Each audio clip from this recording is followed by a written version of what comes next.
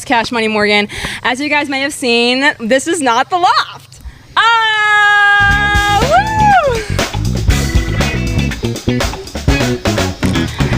Actually, I'm homeless now, and I'm just like recording from the earth. No, we are here at Hannah Reuter's beautiful parents' house, and we decided Hannah and I were inspired by the one and the only Jeff and Tana. Yes, we were. And Hannah's so cute because we share a brain cell, and she's like, hey, this would be so crazy, but like, what if we did a pod somewhere else? And I was like, well, that's so wild, because I was thinking the same thing, and then we went with the country Missouri lore. Right. So I would say, Hannah, we should wear these outfits like once a week, right? I concur. I think that would be the only logical solution. Yes. This is perfect. So when you give a shout out to your parents, let us use their house and Shout their out to space. Ann and Chad. Yeah. Love them. Love you guys, period. Shout out to Hannah for having great parents. Yes, Shout out to the Hannah. cows. Being a good daughter. Yeah. Shout out to the cows that we fed earlier. Yes. I discovered I'm not a farm girl. I mean, I feel like I can vibe, but City girl for sure. Through and through. Now you know 100%. You were about 99% of the way there. Now you know without a doubt, city girl. it's just like I could fish. Yeah. I just don't like touching the fish's Yeah. mouths. No. I like cows, but like something about like the mouth is Yeah. just I don't know. I'm like, give me the udder. I've Like skinned a squirrel. You know that? okay. Skinned a squirrel. I could survive in the woods probably. I can like skin a fish. Like I don't know what it is, stuff like that. But like human blood, it's like Yeah. No. Okay, well, getting ahead of ourselves. Everyone, please welcome the one, the only Hannah Reuter.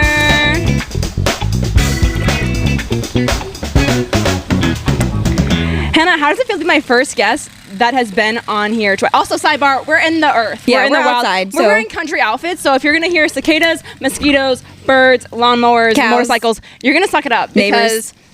that's Missouri life. We're trying to bring you the authentic experience, and this Yeah. is what you get. This is like Nat Geo. If you want some filter thing, you need to go to. I'm not gonna name drop stuff.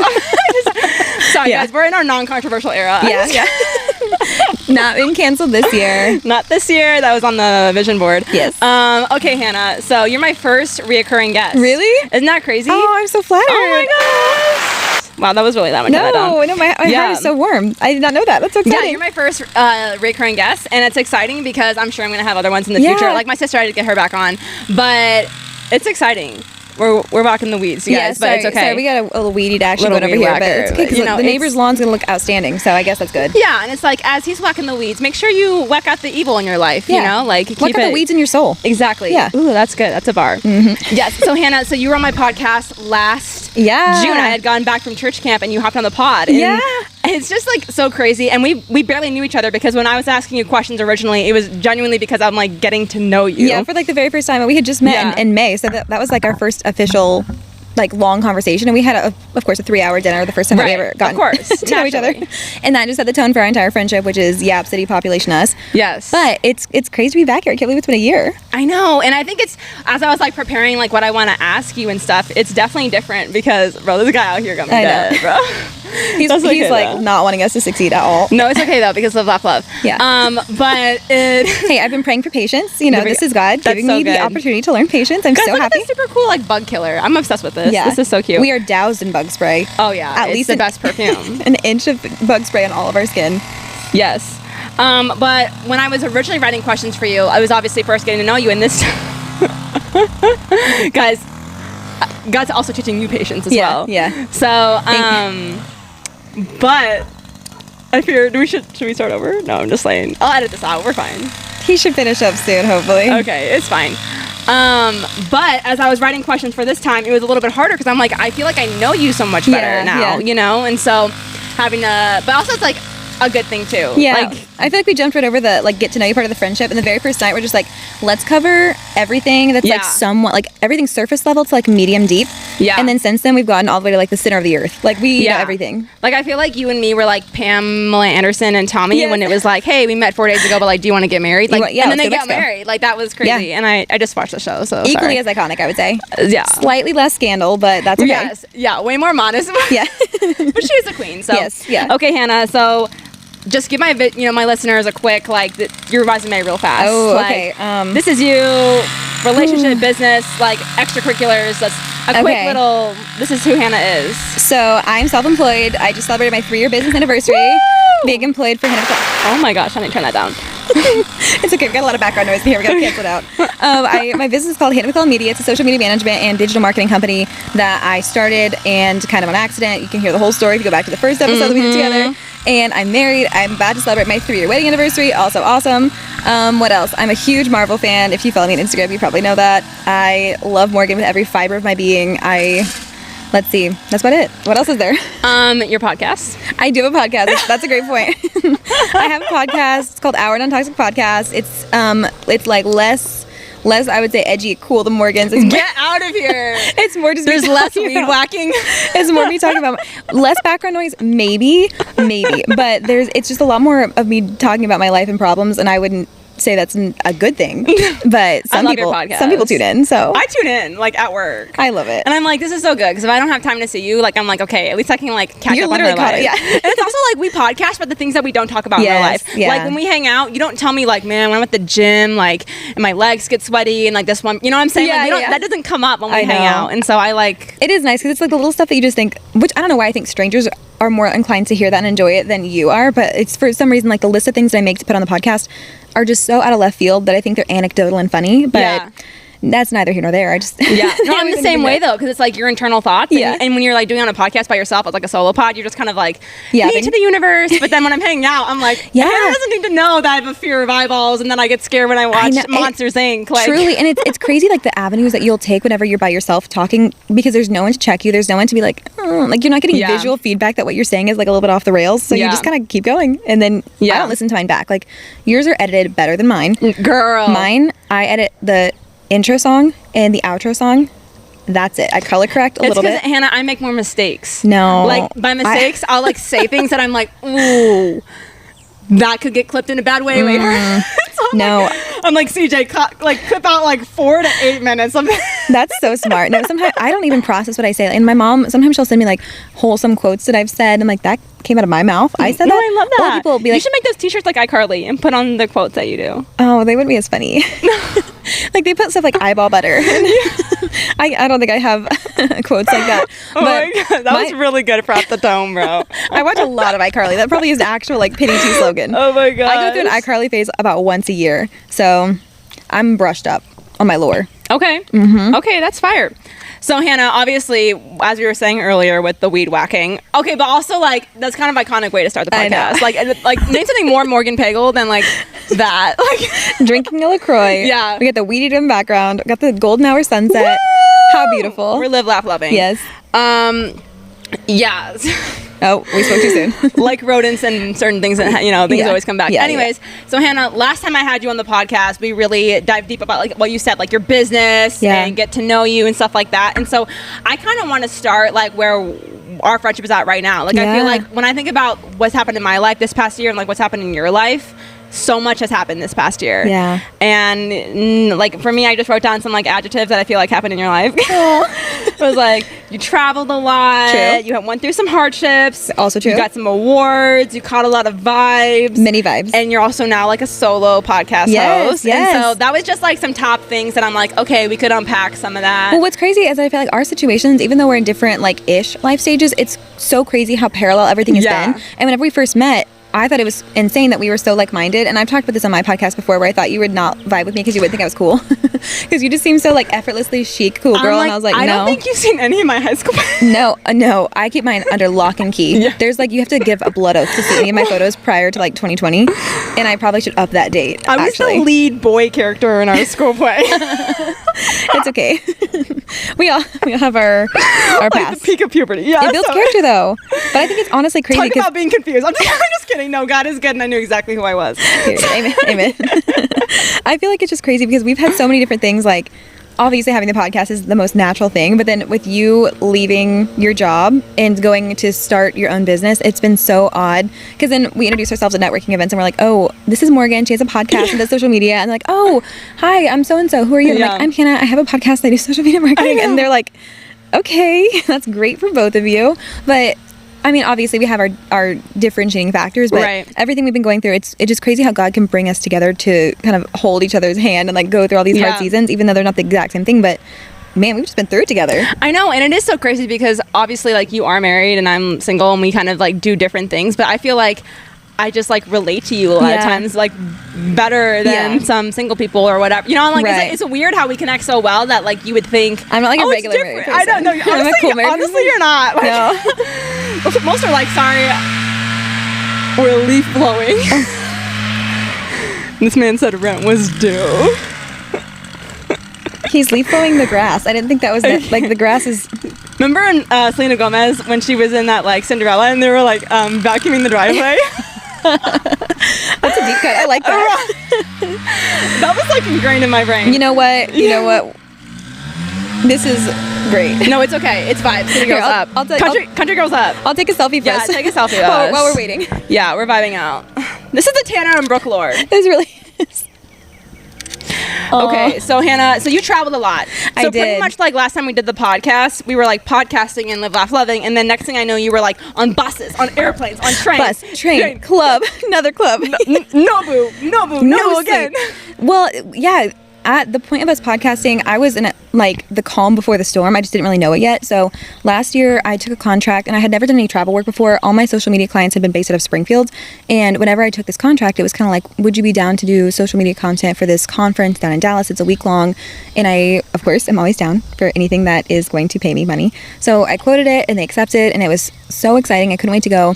And I did the conference. It was like nonstop, so busy. And my July was insane trying to prepare for it because I had, I usually have 4 weeks of time to do 4 weeks worth of work, and all my deliverables don't change regardless of the time that I'm there or not. So anytime I travel, I have to get all my work done prior to leaving. Otherwise, I miss deliverables and clients aren't happy. So yeah, I was preparing for this trip and trying to get like all of my game plan completely concrete because I don't like to go into new situations and feel underprepared. So yeah, I was doing all kinds of research of similar conferences and figuring out what kind of content I could implement for my client and so on, in addition to getting all my stuff done. And I had so many offers for like a la carte independent contracts, just like random photo shoots, random content things in July. July was my best month. It was like the amount that I grossed for July is like the equivalent of what I normally do for like 2 or 3 months. But I was busy nonstop, like every single day, to the point that it was still fresh enough that I was loving it, but it was taking a little bit of a toll because I couldn't go work out. I couldn't really see my friends or do anything. And my husband was so supportive, luckily, because he would like bring me a quesadilla like to my office at 9 p.m. just so I could prepare. And then I was gone for this conference, and then quesadilla king. I love don't say fun of quesadilla, like shredded American cheese. Oh yeah, like a white tortilla. It's not probably a real quesadilla, but that's why I like a flour tortilla. What do they call them? Like poverty nachos, whenever you just like melt cheese on the chips. Anyways, it's the simple things, honestly. But after I went on sorry, it was delayed, but it was still there. Hey, it's about the counts. Yeah, there we go. But after I went on that trip, and a couple more of my clients were like, oh, we didn't know you would travel. Like, we've got this coming up. So I ended up traveling with the same client the following month on this road trip. And we drove in a Sprinter van from Springfield and then to Ohio, stayed the night, drove the next day from Ohio to New York, stayed the night, did a conference the next day, drove from New York to Philadelphia, stayed the night, woke up, did a conference, drove that night from Philadelphia to DC, did a conference, stayed the night, drove to Ohio, and then drove back to Missouri. So it was like a 6 or 7 day road trip on the Sprinter van. Also, is it so bad that I'm like, yeah, I travel if it's a flight? But if it's not a flight, I don't travel. Now, I'm probably going to say only flights. It was a good experience because I had never gone cross country in a van before, and technically I could say I've been to like New York and Philadelphia. The only one that I would say I've actually been to though is DC, because I got to walk around that day. Mm-hmm. I got up super early with the intent, like, I came all this way, I'm gonna get some some exploring done. But other than that, I just was kind of in the hotel rooms. But then the next month I went with a client to Vegas, and from there, like, I was like, I don't want to bore everyone with the details, but I was talking to my mom, and I was like, I think that I am just exhausted because I've had a flight every single month since last July, with the exception of last May. Just May. Every other month I've had at least one flight, if not multiple, and sometimes they were for business and sometimes they were personal. And at one point I would have been like, that's the dream come true, but it just takes a toll on you. And being away from your friends and husband and just routine, I don't know. Yeah. It needs to be a lot. Yeah, so when you got back from all of that, were you like, okay, you know what, I'm not really into the traveling right now. Mm-hmm. Like, I want to focus more so on just like local stuff. Yeah. Or where were you at when you were like, because you could have just been like, oh, I'll travel like once in a while. Like, how did it shift? I think it shifted fast for one, but I loved it so much. But it's just difficult. And I think if I was in a different life stage, I would have loved it so much more. But it's just that everything that I love is kind of like being left behind. So I love my job, but I got to this weird point where I was in Vegas, and like I have this super vivid memory of going to this conference, and it's so fun, and you're meeting all these different people, and it's in a new industry, and that's one of the reasons that I love doing social media, is because you get to interact with people from all different kinds of industries and walks of life and everything. It's not just my one specialty. So I was having the best time. There was like a cocktail reception for this conference, and then I went back to my beautiful hotel room, and I was like, wow, this is such a dream. And it, in like probably 10 minutes, went from me like walking around, feeling like I'm in this like movie montage, just dancing around my hotel, and then sitting there and being like, no one here actually knows or cares about me. This is really crazy. And I'm looking out into the Las Vegas Strip, and I can see the twinkling lights and like all these people, and it's so lively. And then I got on Instagram, and I can see everyone's life is just going on as usual. And that was just like a weird feeling where I felt like I'm on the outside of like this snow globe that is my life, and life just goes on because I'm replaceable on all these work trips. Of course, I would like to think that I'm the best that the best they could possibly hire, but that's probably not true. But I'm replaceable at work. You are the best, Hannah. Oh, thank you.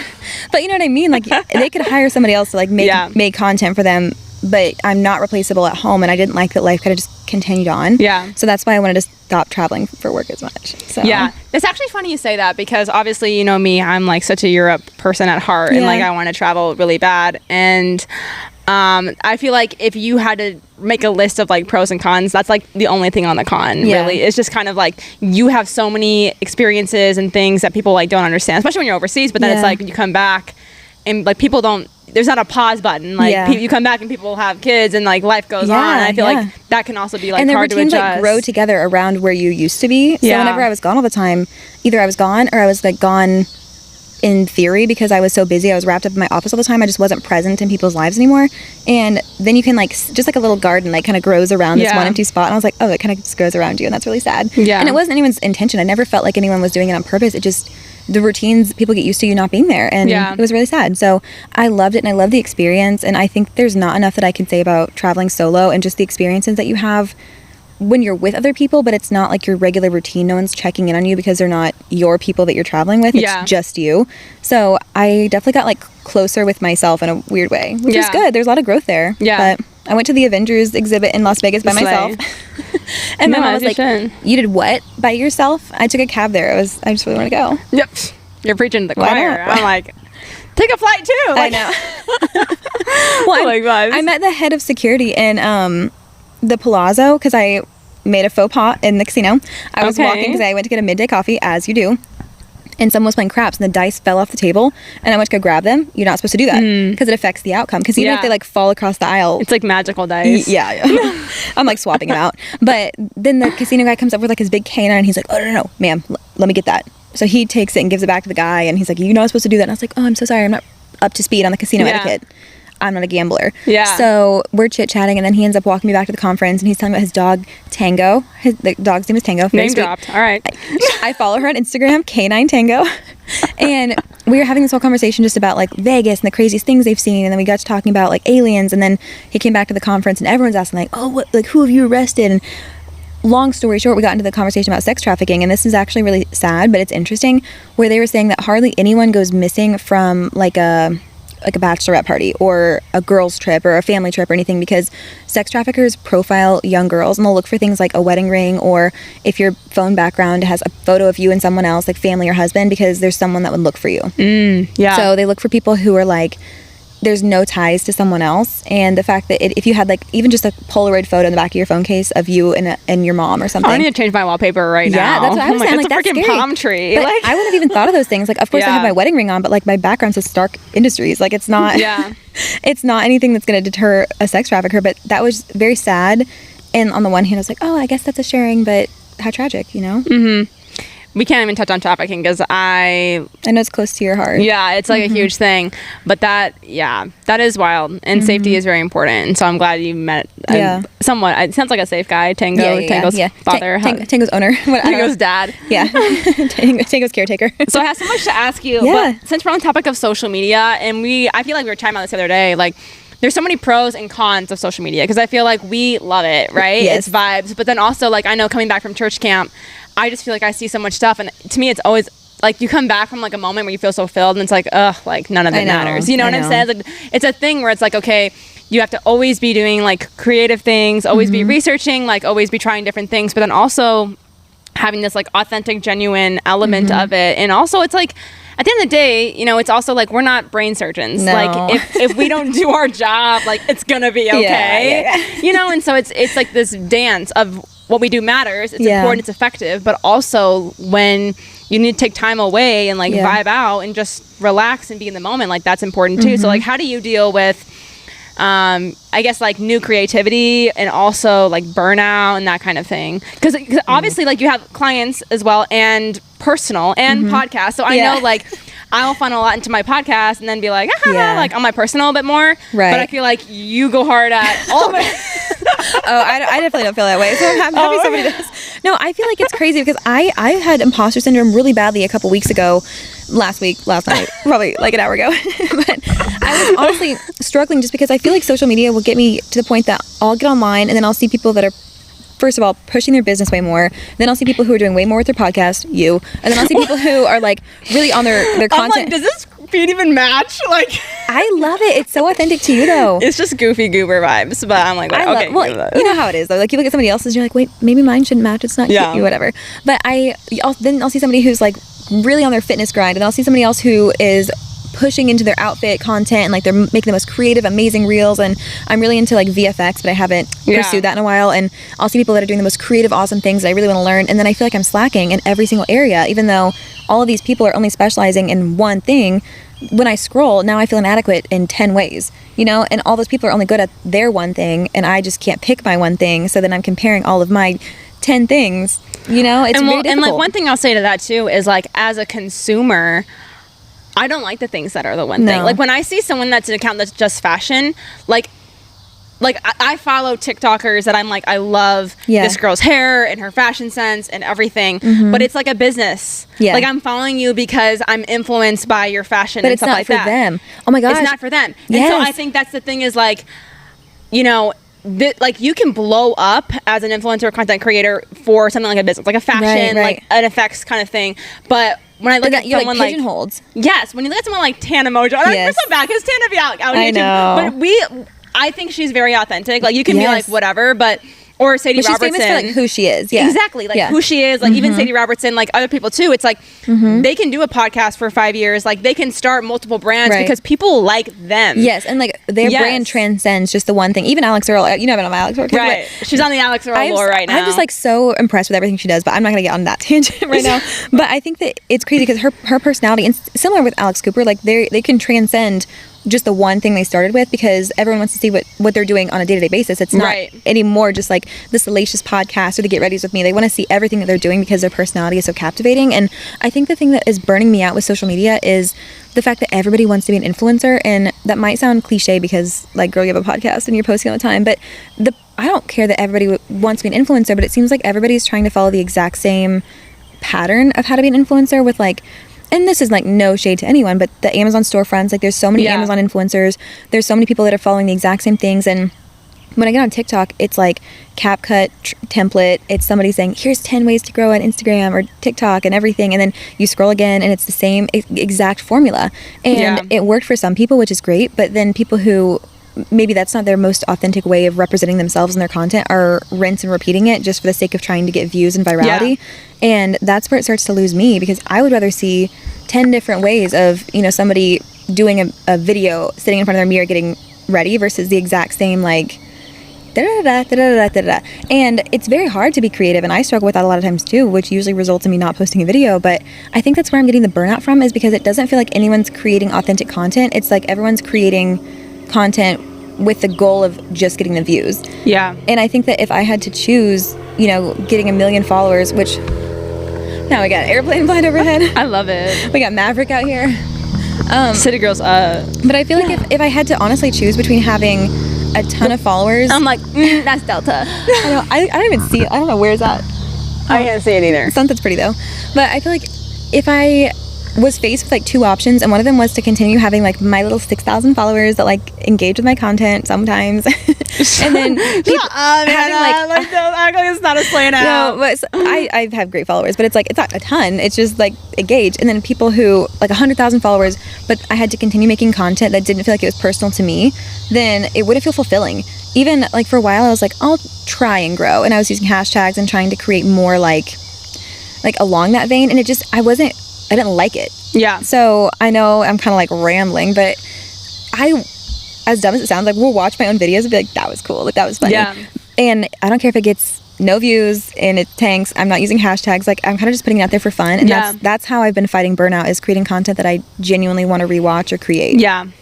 I think it's the same thing with business. It's like, what's your why? Mm-hmm. And I think that's what tells people like like everyone and their mom has a podcast now, right? Yeah. And love it. Like live, laugh, love it, you know, because, and sometimes it's weird because it's like, I'm not like competitive by nature. Like, well, yes, I am. but it's not a thing where it's like, oh no, you know, but it's kind of like that thing where, you know, markets get saturated. Of course, and so it's exciting when people start podcasts, but then also you're like, it makes you like a little bit like, is this going to derail my success? Yeah. Like it's just human nature. Natural thought. Yeah. But I think like you have to have a solid why, because it's trendy. So people start a podcast and they're like, all right, vibe out, I'm going to do this. But the people that are like have the mission behind it, like I know for me, it's like I have a podcast because I love to storytell and I love getting to help people share stories, because I know God gave me this gift of like being extroverted and being crazy. And so it's like, whatever, I'm going to do this even I have one follower. And so obviously you want to make money and like vibe out from it, but at the end of the day, if it's just us watching this episode, I'm gonna watch it. My dad's gonna watch it, so it's like it's gonna be fine.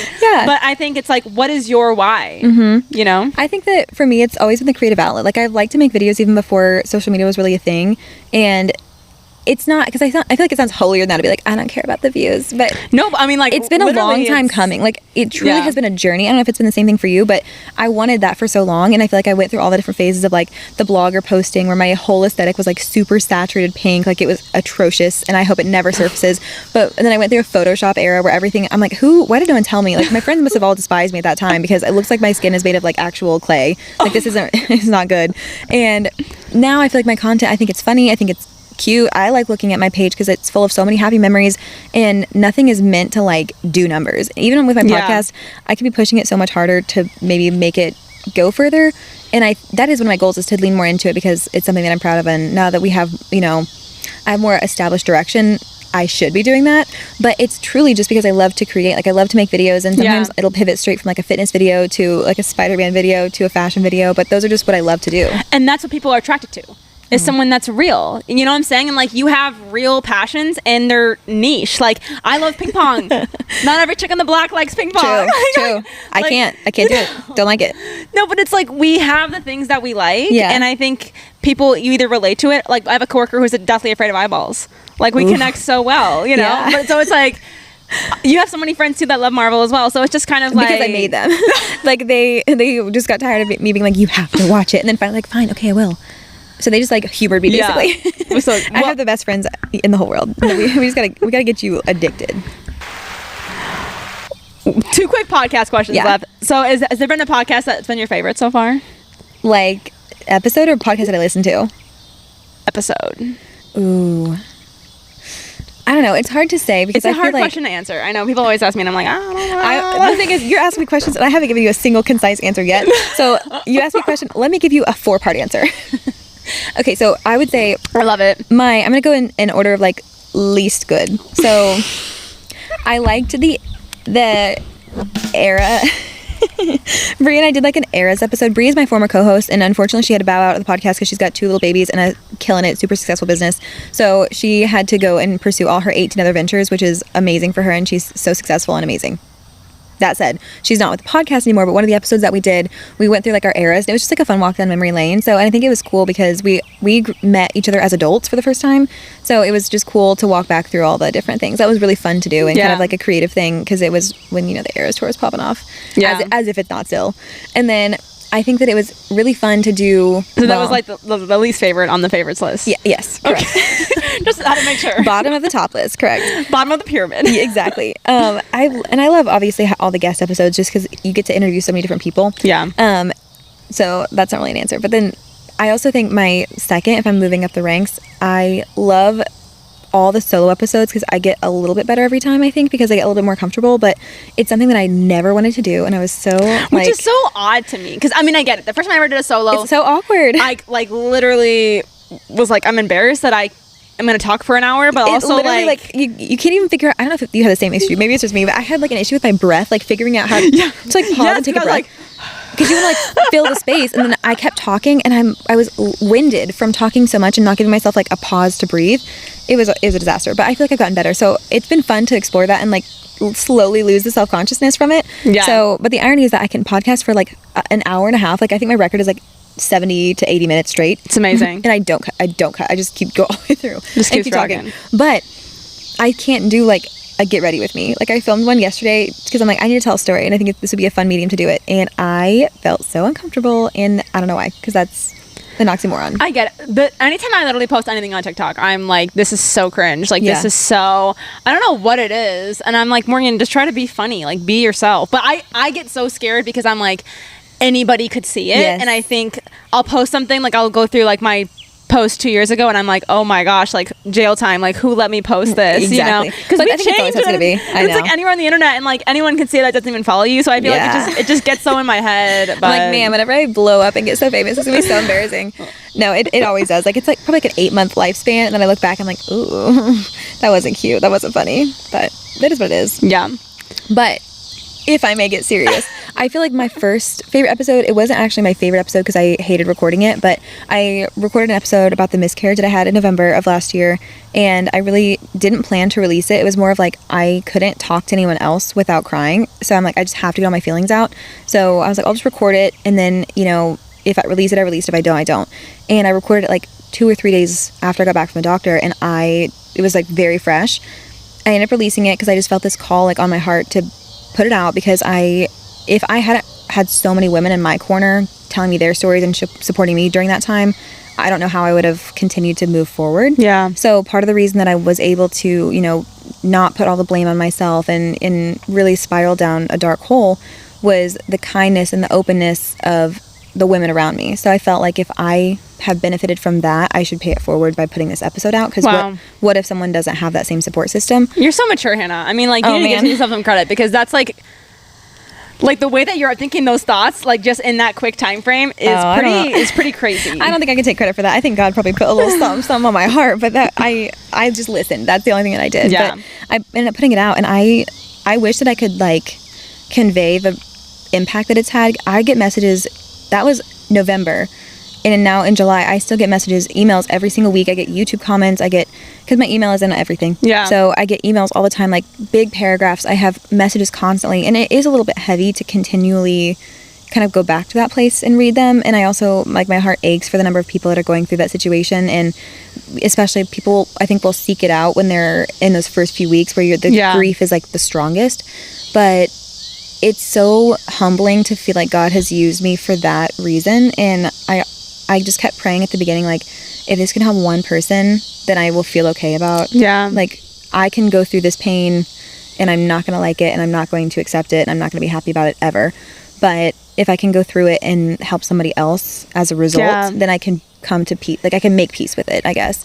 So the fact that now it's like my most played episode by far, it has like 5 times the number of views as my other most played episodes, and just the response that it has had is just like, okay, if that was the only reason that God gave me any kind of platform at all, then I think that's okay.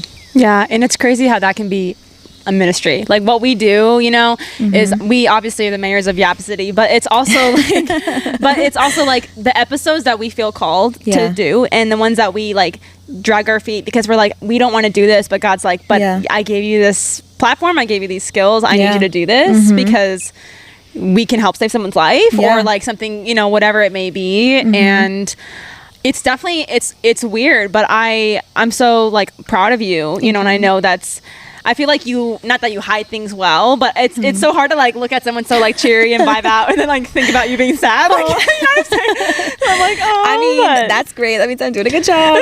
But it's hard. And it's almost like I felt like there was a conscious point. Reopens the wound almost. Yeah. And I don't like it. I don't like to be sad. I'm very much like, with any kind of sadness or grief, I want to move on as fast as I can. And I'm not in like a not process it way, but like I give myself the time to feel it, and then I don't like to live there, because I think I know myself well enough to know that if I give myself this much extra time to grieve, I will like take up permanent residence there. Like I can lament and just pity party with the best of them. So, and I've been there before, and I know how hard it is to climb out of once you let yourself kind of slide into that pit. So that's my accountability to myself, is knowing that I am an extremist, and if I'm going to let myself feel the dark twisties, then I'm gonna take up permanent residence in the Dark Twisties. So I have to make sure that I'm responsible. And grief is different, and I don't want to ever compare my pain to anyone else's darkest time, but the only person that can heal you is you and God. That's right. You're the only person responsible for doing the work, and if you don't push yourself to keep doing things and keep moving forward, then you won't make any progress. That's right. It's very difficult, and I think that it's also hard because you don't want to gloss over it and pretend like nothing ever happened, but you also want to make sure that, I don't know, especially for me, it was difficult because I'm like, I don't need to go for a walk, I don't need to go get a coffee, I don't need to watch a movie. You just want to kind of sit there and stare into the abyss and feel sorry for yourself. And sometimes that's warranted, but you have to do like the silly things in order to bring color back to your life. And I don't know, I think that to let any tragedy derail the rest of your life is just a waste of the life that you still have.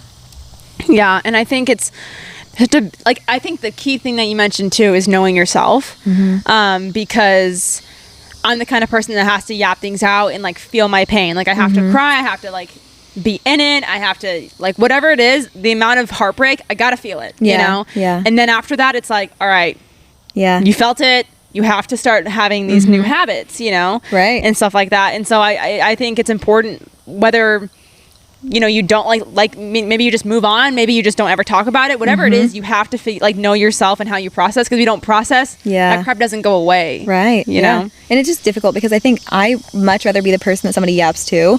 I love to be the shoulder someone cries on, but I have a hard time being like the cryy. So putting that out there, I never wanted it to seem like a cry for attention or like look at me, and I almost felt exploitative towards like my own sadness, but that wasn't my intention. And luckily I feel like it was, at least from the people I heard from, well received, but it was just uncomfortable. It was definitely like far from where I like to be. I would much rather, like, not that I would want somebody else to go through a hard thing, but I would rather be there for them than have all the attention on me for that kind of thing. I really love that zone of like being the happy friend. Do you know what your Enneagram number is? 3. Okay, what is that again? It's Achiever? Achiever, yeah. Okay, well, I definitely see that. Thank you. On the 4, Thank you. The Individualist. Isn't that a really creative one? That's probably like, I need to be so unique. That's why I go by Cash when my government name is Morgan. I love 8 minutes, and I feel like we have only just said like our like greetings. We haven't even formalities. No, but I think we've gone through quite a few things. We mentioned jumped around. Traveling, hardships. Okay, awards. Oh my god. Accolades. No. So you had a pretty exciting year this year in terms of business-wise. It wasn't bad. It didn't suck. Now tell us, what is this award that you won? Well, whenever I was in high school, I won an ugly face contest, and I won some ugly... whatever. No, Hannah won the Springfield Business Journal. That was actually a true story, though. No, I'm not kidding. One time there was a Royals player getting rid of some cleats, and they were doing a contest for whoever could submit the ugliest face on Twitter would win the cleats, and I submitted the ugliest photo you can imagine, won the cleats. They're in my dad's room. Oh my gosh, but you have to show us the picture. I don't know if I have it. I probably buried it. What was the look? Like, what was the vibe? It was just like a really like distorted, like scrunched up face, you know? Like, you know how you can... when you're younger, you think those are hilarious. It was one of those. I'm just surprised that you were like, oh, I know what to do to win. I can bring this home without a doubt. For cleats. And then you probably like, was it like a pride thing, or was it like, I have to win these cleats and like some on eBay? Well, my parents are huge Royals fans. Like we were raised like huge Royals fans, and I was like, I can win this. I can bring this home for my family, and I did. So that was the first award I ever won. That's amazing. Similar. She's like, it holds the same weight as the Springfield Business Journal one. Yeah. So the SBJ 40 Under 40 was very cool. It was kind of a surprise.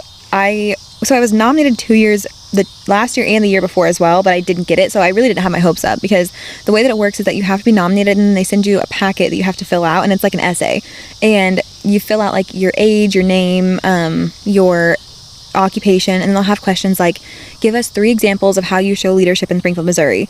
Then the next question is, give us 3 clear examples of how you've influenced the career trajectory for someone else because of your profession. Like, they're very in-depth, and it's multiple examples, and it's, you know, what are your goals and what sets you apart. And it definitely, like, I would stay up late. Like, I put more effort into that than I think half of my college degree. So the first 2 years I was like so excited, and whenever I first found out what this award was, back whenever I was like 18, because that's whenever I got my first full-time job in the bank, and I was like, this is like the pinnacle of success, I have to get this. And I've been wanting it since then. So even the nominations were so humbling and flattering, but then I didn't get them, and I was like, screw this, I actually don't want it. it turns out I don't care. I don't want it. It's not, it doesn't. I got the cleats. I'm good. I'm good for life. So. Exactly. I was like, it doesn't mean anything. Okay. This doesn't define me. And I kind of like just stopped wanting it. Because, you know, it's like self-preservation, I guess. Even though at 2 years and I was like 23 and 24. So it wasn't that bad. She's like, it's beneath me. I had ample time. But I just was tired of like feeling rejected. So I stopped caring. I did not actually ever stop caring. But then whenever I was nominated this year, I didn't expect it again. And that was like pretty soon after we had experienced loss. So I was just not really caring at all. Because one of the biggest changes I feel like I went through is, you know, it all kind of ties together. And if you care that much, you can probably listen to an episode that I did that I yapped for way too long about it. But I, like, after traveling, was like, I want something where I don't feel replaceable. And that led to us like deciding to start a family. And then the loss happened. And then I had this weird shift where I went from like my business being my identity and my like pride, joy at like my first child basically. Yeah. And went from that to being like, I actually don't care anymore. Like this isn't fulfilling me like it used to. And then to get that nomination almost like after I had stopped holding out for it and to after I wanted something else so badly, it felt like weird. Interesting. Like reverse poetic. Like reverse poetic. But then I was like, whatever, I'll fill out like the paperwork. It doesn't really matter. And I was almost like a little bit spiteful, I think, whenever I was writing it because there are so many questions and I don't know. I just feel like I was kind of like tongue in cheek whenever I was answering it because I didn't expect to get it again. So I was being like less professional and just more honest. And then getting the email that I had actually been awarded it, I was at a client shoot and I was, you know, looking at my phone, glanced at it and it came in and I was expecting to be like, unfortunately, whatever. And it's like, congratulations.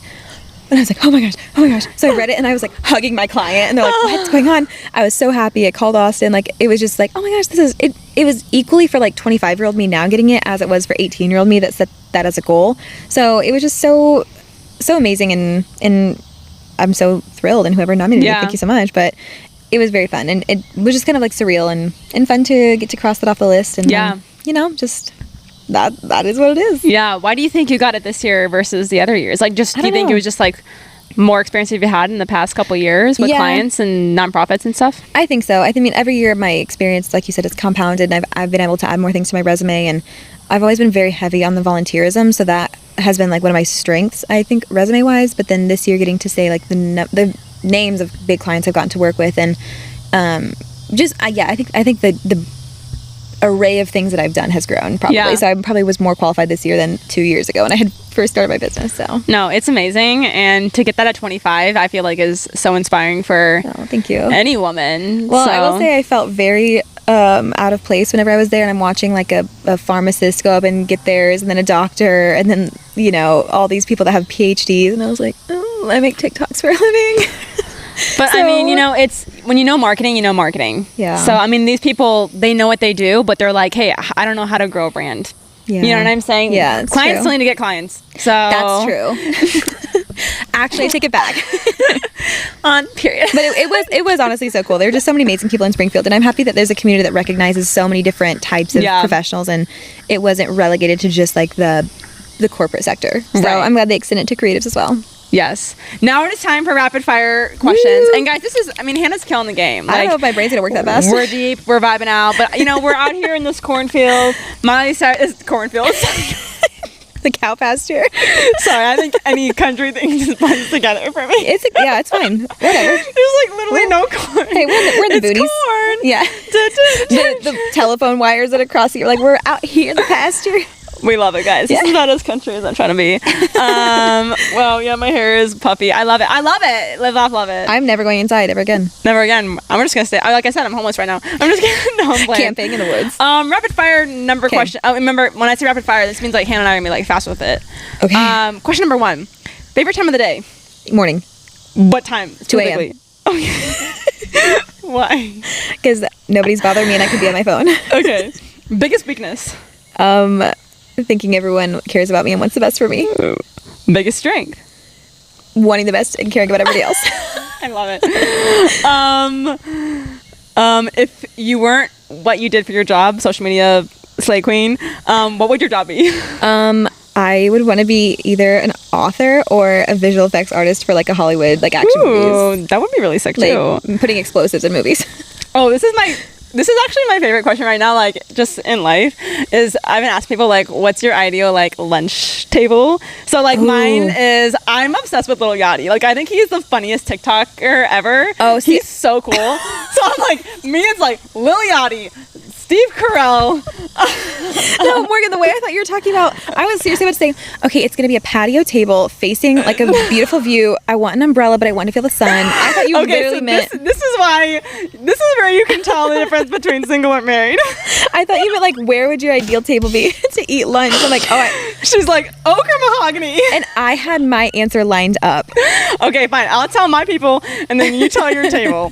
Yeah, so Lil Yachty, Steve Carell, Helen Keller for the plot, because I have a lot of questions. Okay. How's she gonna answer them though? You don't know exactly. So it's like these three. Okay. I feel like I wanted maybe like Pamela Anderson, because I'm like on her vibe right now, and then maybe like maybe like someone from history or someone controversial like for the plot. Oh gosh, I don't know. Maybe you or Eva, just to like mix things up with me. Just throw somebody in there to like balance out all. Make sure like I'm all the culture. Yeah. Ooh, okay. So, like I said, my ideal table would be outside in a patio somewhere with an umbrella, like a nice little beverage. Okay, but at the table, Robert Downey Jr. obviously. Maybe Theo Vaughn. I think he'd be a great addition. Okay, that's new. Yeah, I would say Ted Lasso, the character. I love Jason Sudeikis, but the character Ted Lasso is like a comfort character for me. Chase Crawford's my last one. Oh, beautiful, beautiful. Okay, keep going. I'm gonna say Brooke Schofield, because she can tell a story with the best of them. With the best of them. Okay. Oh man, I don't know. Brittany Broski. Ooh, okay. I'm big on that would be like some tea right so there. funny. Oh, honestly, I should have Tana on mine. Like, what would I know. What am I thinking? Or Cody Co. Both of them. Oh, that would be spicy. Controversy. I feel like that'd probably be mine. I don't know. There's so many. I'm so obsessed. I'm like a pop culture junkie. I'm obsessed with way too many celebrities. I get parasocial with it. Shout out to my coworker Danny, because there's like a certain time of the day where we just yap about pop culture, and it's like nobody. I'm like, on this podcast, episode 3, this so and so said this. What are your thoughts? Like, it's just I just love it. Who?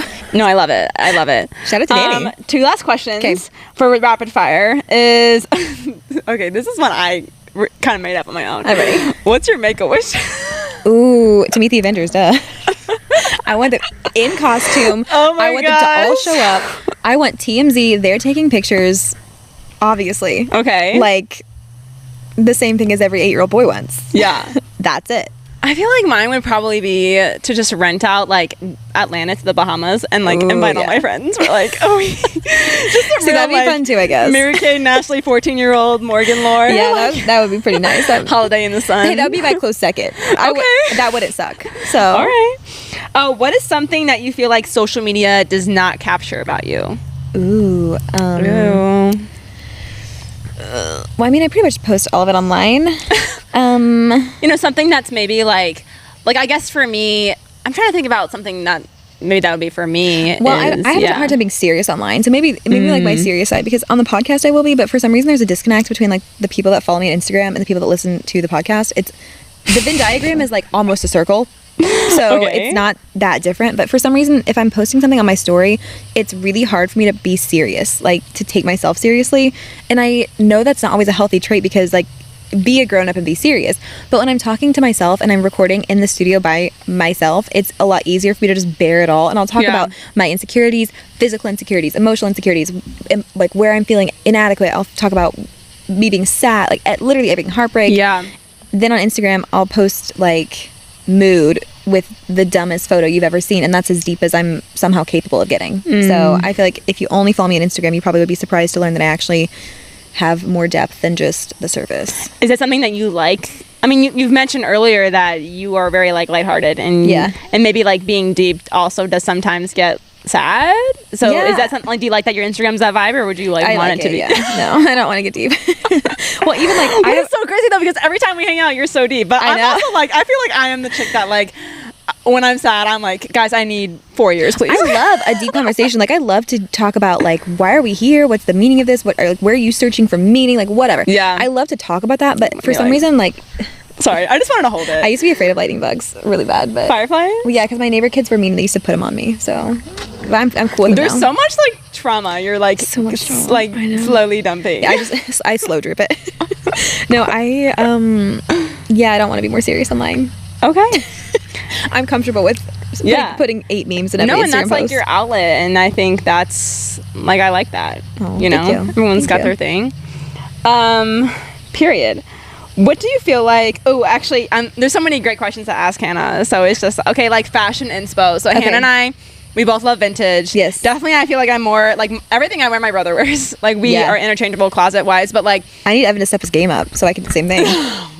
Come on. Fashion inspo. I would say like fashion inspo, and then also like social media or like influencer, like who do you watch? You know what I'm saying? Like those things they always say, like who do you think this celebrity watches? Yeah. And everyone's always like Nara Smith, and I'm like, I watch Nara Smith. Like I'm not even. I'm like, I'm not gonna cook any of this, but like it's really soothing. That is true. I mean, I've been on a big comedy kick lately. I was on a big self-improvement kick for a long time, and I've just decided that I'm capped out. I don't want to improve anymore. I want to enjoy life. So I like, actually I need to fail a little bit so I can re-improve. I need to regress, I think. But I like anything that's funny or kind of lighthearted. I'm not as into pop culture as I used to be. I used to be a big BFFs junkie, and I just don't care anymore. But I love, obviously, Tana and Brooke. They're the best. Love Brittany Broski's podcast. It's like, even with those podcasts, too, because I used to watch BFFs, but all it is just like celebrity gossip. Yeah, and I just stopped caring. And like Brooke and Tana, they really talk about like their life and like real life situations, and it's not like if it's something comes up, it's because it like happened. Like it's not. I care about them, and I don't really care about like people trying to like expose people just to expose. I agree. You know, I agree. No, I like. I listened to Brooke and Connor make a podcast for a long time, but I've kind of gotten off of that one. I've been a hot mess. Like I said, I just I really respect Alex Earl's content push. Like she's putting out so much stuff. I love it. So I'll listen to Call Her Daddy if they have a good guest, but I really don't listen to it that much. So I know I've kind of been back to, because I usually didn't listen because I was like it can be like I listen to that or like frat boys podcast because I'm just like I'm trying to cackle, but I love to cackle. But I do think that Alex Cooper has upped her game a lot in terms of like interviewing, and I liked the Brittany Snow and Chase Crawford interview. So Chase Crawford, see this? Yeah. He's single and 40, so I was like, what? Hey, there's a chance. Maybe. There's a chance. I'm here for it for you. Oh my gosh. I need help. Click the link in the bio for Morgan's GoFundMe. Pay for her therapy. Pay for my summer Euro trip, please. Buy the merch for therapy. Therapy has an asterisk, and it's actually plane tickets. Period. Okay, fashion inspo. Delaney Childs on Instagram. Ooh, she's like my favorite. I followed her for so long, and I feel like her style is always so cool and balanced, and she has like she's like got the opposite body of me. Like she has like really big boobs and no butt, and I'm the opposite of that. So I have to like make modifications because it doesn't always look good on me. But I just love that she does everything for shorter girls, and it's just her adaptations of trends are so beautiful. Yeah. But also I just spend a lot of time on Pinterest. I don't think there's one person that I really like gravitate towards. Yeah. But I'm on Pinterest all the time. Is there like a time period? Because I would say a lot of mine is like that 90s, thousands, like especially like vintage couture. Like I love like a great like vintage designer dress and stuff like that. Or like I agree. Yeah, and I feel like I don't really gravitate towards one aesthetic necessarily, but I love going from like a Blair Waldorf outfit to like a super baggy pant, crop gym top, class, like 14-year-old boy in the 90s. Yeah, exactly. Dodgeball lore. And then go against like a plaid mini skirt, boots, and like a tank top, like Y2K. Like it's just nice to be able to pivot. And I think fashion's so fun that I wouldn't want to be like married into like one specific thing. For sure. And I remember growing, like when I was like little, I used to be like, dang, I just like do not want to be an adult because you have to like literally wear like the ugliest clothes. Yeah. Like that was like, I literally was like, oh, I'm gonna have to wear like business blouses. Like you have to. Like I just like soak up this childhood youth outfit. They assign you suede when you turn 30. No, seriously. And then I got older and I was like, why is Samantha's mom wearing sneakers? Yeah. Like, oh, I guess you can still right. I guess you can still be cute. I'm being an adult. You'll be like braid explodes, yeah. Pretty much. That's my goal, honestly.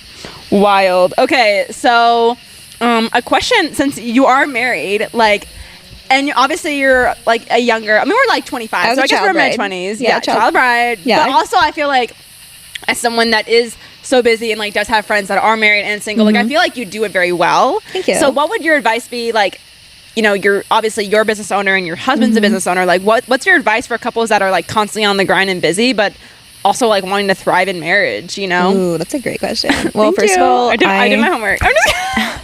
We are, I would say, experts in marriage. Veterans in podcasting. Oh, sorry. I think I swallowed a fly. Oh, that's okay. Hey, there's lots of protein in that. That's good. Yeah. No, I have a perfect marriage. It's literally the best thing about my whole life. I think that I'm doing marriage better than anybody else is doing marriage. Just kidding. But honestly, Awesome. I'm sorry. I'm so late with it. It's like a delayed. It's the nature is getting to. It's fine. Yeah. All that weed whacking. We're just like on the same page with so much. And first of all, we talk on the phone 8 times a day. We're so codependent in that aspect where he leaves the house and I either go to my shoots or I go to my home office and work. And probably by 10 a.m., we're having our first phone call. And then I'll call him again. Like between every single shoot, I'm calling him. We don't text ever. Okay. We'll text maybe like headed home, but usually I'll call him. So we talk on the phone constantly and we're always like kind of in the know with each other. So there is never really a day that goes by that I don't know what he's been up to already that day. And I think you have to consciously avoid the roommate phase because it's so easy whenever you're married to be like, oh, I'll see him all the time because we live together. And the next thing you know, you like make plans outside the house and you're at work and you're doing all these things and you just like kind of pass in the night. Yeah. And you never have a quality conversation. And of course there are different phases. Like my June was super busy and I was traveling a lot and he was not. So now this month, like the focus is obviously more on us together and you have to have conscious time like carved out for date nights and just we have a lot of the same interests. So like we watch the same shows. We like at night have screenings of like reels that we've compiled for each other. But I think we both match up on our independence. So we have different hobbies. He loves to golf. I like to work out outside and like go to the pool with my friends and hang out with the girls and podcast and everything else. So in the evenings, there's no reason for us both to sacrifice like what we want to do. Like why would he have to not golf and me have to not go for a trail run just to hang out? We just need to make the time that we do spend together like conscious, intentional time. So no, that's really good. But at the end of the day, if you like your husband, I don't think it's hard. Yeah. So that's a bar. So what would you say is like one thing you guys do like intentionally together that like you enjoy together? I mean, really it's just a time. Like you put your phones away is the main thing. Because, you know, it's so easy to make a habit of it. But people always say that marriage is work, and it is. And the way that you have to think about other people in addition to thinking of yourself, because it's so natural to put your own needs and your own desires first and only think of things through your own lens. Like if I come home and Austin hasn't like made dinner, hasn't done something, it's easy to be like, I've been working all day. Like you didn't think about doing this, and then not flip it and be like, he's also been working all day. Yeah. So that's like one of the easiest and first things that we learned to like nip in the bud when we got married is we both have had a day most times. So you have to think about it from their perspective and just not jump on each other emotionally like that. Yeah. So kind of just be slower to guys get riled up and be more understanding and give grace. But other than that, the rest of it comes easy. People always said like the first year of marriage is so hard, and they honestly freaked us out because we're like, what is so hard about it? Like what's the problem? And we had no issues. Like the hardest part of our first year of marriage was like it was all external. It was like house things or like all of that. It had nothing to do with our relationship. So that's awesome. Marriage is great. That's good. Marriage with the right person is great. I should say that. That's a bar. Yeah. That's a bar. Thank you. And transition to something just a little bit spiritual. Yeah. What's God speaking in your life? Ooh. Oh, wait. I didn't tell you this yesterday.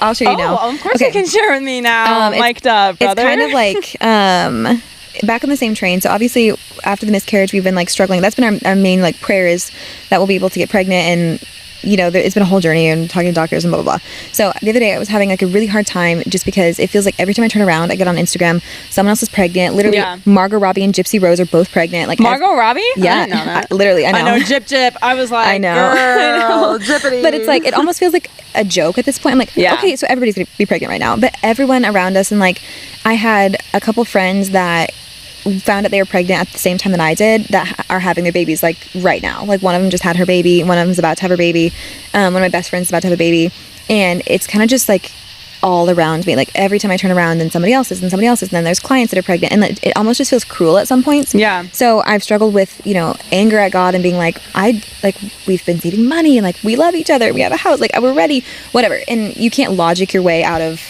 God's trials for you. Like you can't reason your way out of testimony. So if God has a testimony for you, like you're gonna live it regardless. So or timing too. Exactly. Yeah. It's like it's just not, you know. Right. And that was one thing, like I feel like I genuinely have been in a good place, and even thinking of, you know, yes, I would have liked to have been having a baby this month, but at the same time, look at all the amazing gifts and memories that God gave me, and like the friendships that I've gotten to go deeper with and everything else, as a result of not being in that particular life stage. So rather than seeing what I've not been able to do, seeing what God has given me instead.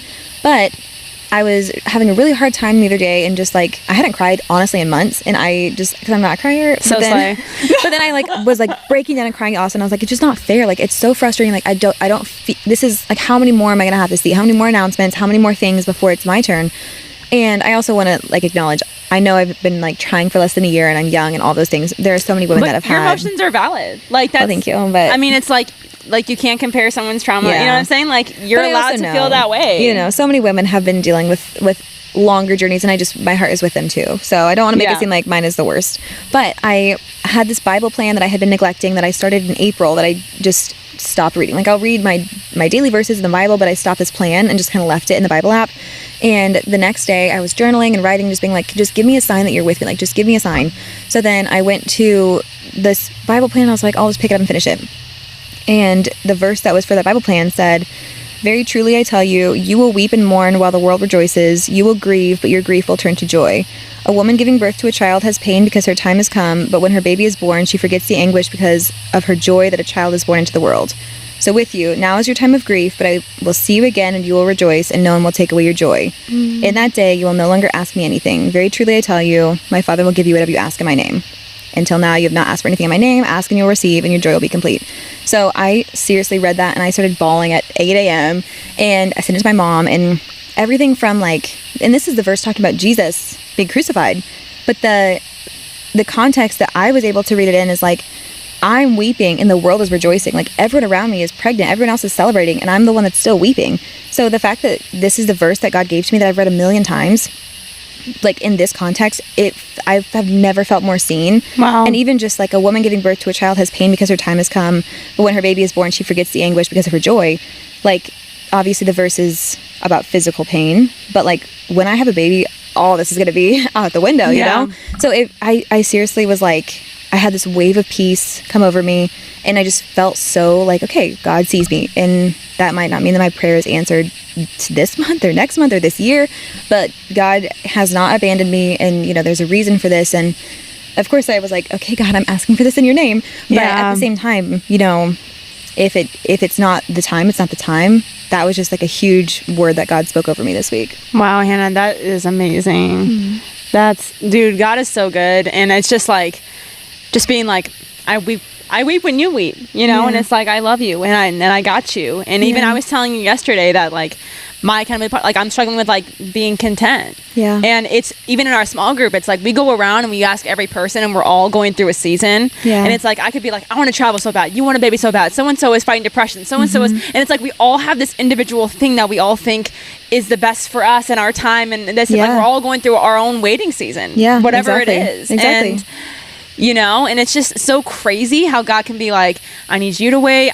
But like what the waiting season is when we stretch and we grow, and God does stuff with us. Yes. You know, and it's just when you learn to like, lean on Him, because if things had just worked out for me the first time, I wouldn't have developed this relationship and this dependence on God, and I wouldn't have learned all these ways to heal with heavy emotions. And I don't know, I also wouldn't have known what a gift having a baby actually is, because you just you can't know until you're in that like longing. You're scared you can't have it. Exactly. So whenever you're in like this part of it, then I'm like, I will never take it for granted. Whereas before, I was so guilty of thinking like, oh, people just get pregnant and it's fine, it's so easy. Yeah. And then now my perspective has completely changed. Especially because you grow up where it's like, don't get pregnant. Yes, you know what I'm saying? And you're like, oh, it must be just be so. Yes. No, it's crazy because in health class, you know, in high school and everything, everyone's like, don't do it. And I'm like, oh, do you realize that's literally like a 20% chance, 4 days a month? That's it. So it's like, it's crazy. Wow. Yeah, I could go on, but that's not for today. Yeah.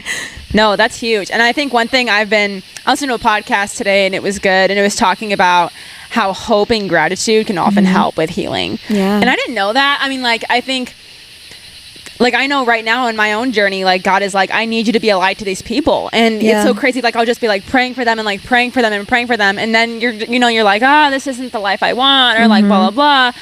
And, you know, you kind of get in your head, and then all of a sudden you get a moment where so-and-so is like telling you something about their life, and you're like, this is a window. Yeah. Like, this is a freaking window. And so it's just, I don't like, and things take time. Like, Rome wasn't built in a day. The greatest love stories don't happen. Like, you know, what's the point of just, great, they met, and then besides Pamela Anderson, Tommy, but and us. Right. And us, obviously, but there are exceptions to every rule. I know, but it's always like, it's, you know, it's really the journey and what God's going to do. And so, I don't know, it's exciting to see what God's going to do in my life and in your life, and like really what's going to happen this next year. I was going to say how crazy it is, like everything that's happened for us in the past year, like from last podcast to this year, and like It's crazy because I didn't Things that know. we can't even say on the podcast too. I know. I know. Sorry, guys. I know, but there's so much like that I feel like I didn't know. Like if you would have told me in June of last year everything that's going to happen, I would have been like, oh my gosh. So in the same vein, I'm trying to have faith that like, okay, it's July 11th. You have no idea what's going to transpire between now and next July. So let's just be patient, like trust God. What if I got married? I would not doubt it. I just feel like I'm so like, I don't know. I just feel like I'm so weird. Like I feel when you know. I feel like I fear that I'm like the Pam. I would love that. I want to be there though. Like, what are the odds that like both my siblings are engaged and then I like somehow I know you beat them? I know you laugh them. No, I always joke around like Chloe are kind of like at church camp. I was like, y'all are both in relationships. Like, what are the odds I just like get married before both of you guys? Listen, I support it. I'm putting on my bingo card right now. You'll totally be there for sure. Wherever it is, in the back of a Wendy's in Greece. I don't know. Snapping digital photos. You're doing amazing, sweetie. Well, we are coming to a close here on the pod, which I feel like we actually covered like the majority of what I wanted to cover. So that's actually a slay for us. I'm so proud of us. Look at us go. Okay. 2 last questions. Okay. Oh my gosh. Okay. Well, I had to throw this one in here. Okay. Well, if you could say one word to Robert Downey Jr., what would it be? Like, you only get one word to say. Thanks. Wow. Yeah. You changed my life. Thanks. Where do you see yourself in 5 years? Happy. Wow. I love how Hannah is so like I'm like, the way I answer is, wow, okay, this is a good one. No, because you're not hotter? that too. That's like, I will be happy. Well, I would be happy if I was hotter. But that's the thing. I really don't. This is a work in progress, but I'm trying not to put my happiness on like circumstances because that's good. One, because you can't predict the future, you can't count on them, things change. But also because I don't want to put limits on like what God could do in my life. That's so good, Hannah. You know, what if I say I see myself in 5 years with a few more clients and my house is bigger and I have 2 babies and this and that? Because what if God's plan is like blowing that out of the water and I'm over here like thinking like this? So I just want to be happy, you know? And can we talk about how hard it is to like trust God? Like it is. Yes. Like it's just the craziest thing. Like when I think about when he's like, I just want people that have like childlike faith. It's because when you're a kid, you're like, guys, like go to bed, Santa's coming, and you're just like, okay, you know. And it's like, why can't I be like that? Instead, it's like, actually, here's my outline of what I think I should live in the next 10 years. You know? Yeah, that's been the biggest thing that I feel like I've been telling myself is like, you can't script miracles. Like I keep telling God, like, you know, it'd be really cool is like if this happened and like, you know, you did this because like it would really work out like that. And then I keep feeling like you can't script miracles. That's not how they work. That's good. Like they just have to happen. That's how miracles are. And I also feel like one of the things that I'm trying to work on is I don't want to be like, I don't want to have a good testimony because I can see what God has done with the podcast and with my journey up to this point. And there's part of me that's afraid that God wants to use me for bigger things. And I don't want that because I want what I want. I want to have a baby and to grow my family and to live my happy little life. I don't want God to give me a harder journey, even if it helps more people. Like that's the selfish, like human side of me. The honesty though it's scary though, you know, and I can see that like weakness in me being like, okay, well, what if this path is going to help so many more people, but it's so much harder and I don't get what I want and we don't grow our family. I don't want it, like truly. But it's like, you know, not to compare myself to Jesus himself, but on the cross when he's like begging at the, like, take this away, but if you can't, like, I'll do it, you know, like the night before, if there's any other way, it's almost like I don't want to walk the hard path. I want what I want. But, you know, if that's not God's will, then we'll do what we got to do, I guess. Yeah. It's crazy. I feel like I've been learning so much of like, okay, well, I want whatever God wants, you know, but then he does care about our desires. Yeah. And like, he does want us to be happy. And so it's like this thing of like this dance you're doing with him, you know, you're doing life with him and just like navigating it all. And I don't know, it's every day I'm like, wow, you think it would get easier? You would think. But definitely, I think you develop holy habits. Yeah. You know, and I feel like I'm almost like 1 month of like not listening to secular rap music. And I'm like, okay, I don't know why that was like a little bit easier than I thought. You know what I'm saying? But like so much of like my mind is clearer and like stuff like that. And I don't even know, like developing holy habits of like being pushed of even this past week of 4th of July.